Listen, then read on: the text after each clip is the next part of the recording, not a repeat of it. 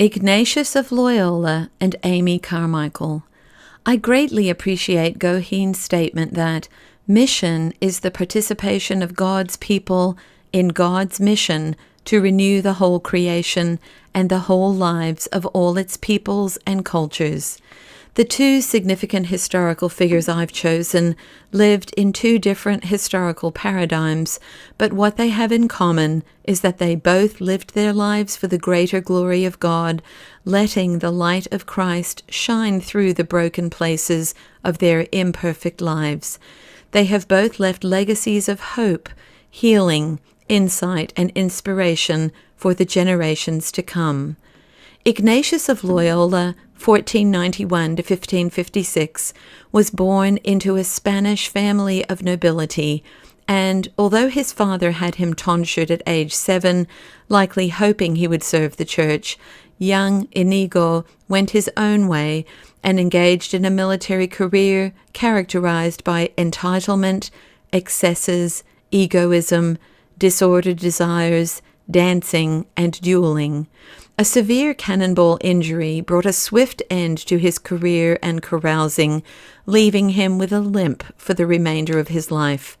During his recovery, he began reading the life of Christ and the lives of the saints, and experienced a deep peace and satisfaction he had not known before.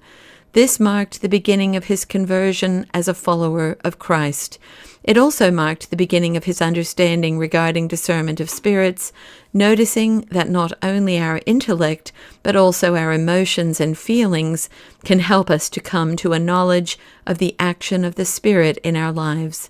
Shortly after that, Ignatius had a significant encounter with God, such that he was able to see all of creation in a new light, enabling him to find God in all things. After several years of study and training, Ignatius, along with Peter Faber and Francis Xavier, with the blessing of the Church, founded the Society of Jesus, also known as the Jesuits. Ignatius's best-known work, The Spiritual Exercises, has been significant in helping the Church, initially in Catholic circles and now across the vast swathe of Christian denominations, see God's mission by guiding many to discern the will of God in their lives, leading to a personal commitment to follow Jesus whatever the cost. I suspect that many in the Protestant world are largely unaware that Ignatius's writings are the source of practices that have been more widely embraced in recent decades, embraced for centuries in the Catholic and Orthodox worlds, such as contemplative prayer, prayer retreats, and even mindfulness. Ignatius's writings have also been very influential in my life, especially during my 2 years of training as a spiritual director and in receiving spiritual direction for 5 years from a precious former Jesuit priest. Ignatius's life and legacy have been pivotal in God's mission over the last 500 years in the lives of the countless thousands of Jesuits who have been sent in the great monastic missionary movement to every corner of the globe, thus influencing multitudes more through their work in education. Ignatius sent his companions to create schools, colleges, and seminaries, instructing them to "Go, set the world on fire," a phrase still repeated today. The closing words of what is known as the first principle and foundation in Ignatian spirituality invites us to simultaneously surrender our desires and choices to God in every aspect of life, in every moment.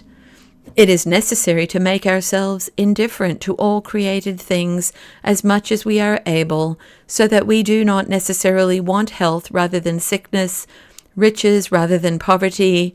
honor rather than dishonor, a long rather than a short life, and so in all the rest, so that we ultimately desire and choose only what is most conducive for us to the end for which God created us.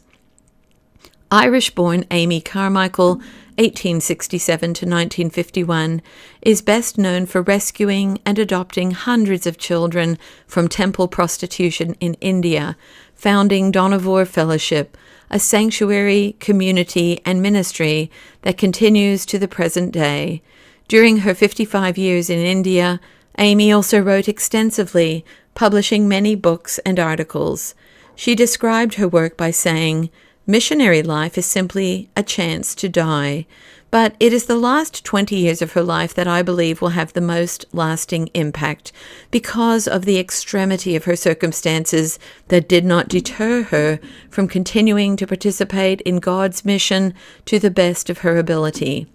In 1931, Amy had a serious fall, which, combined with arthritis, kept her an invalid, mostly confined to bed, for those 20 years. It is during this time that she wrote many books, including her best-known work, If, a short but powerful work that helps us to meditate on God's love and become a channel through which God can disperse his love in the world, showing us what Calvary love truly means in our everyday life.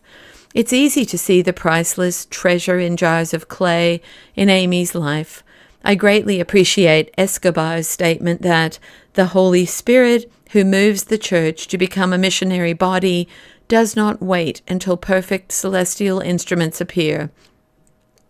Amy's choices and how she responded to suffering in her life continues to inspire and motivate many, myself included, to love, live, work, and pray in the present moment as an act of worship to God, and to resist the temptation to turn away even slightly from God or others.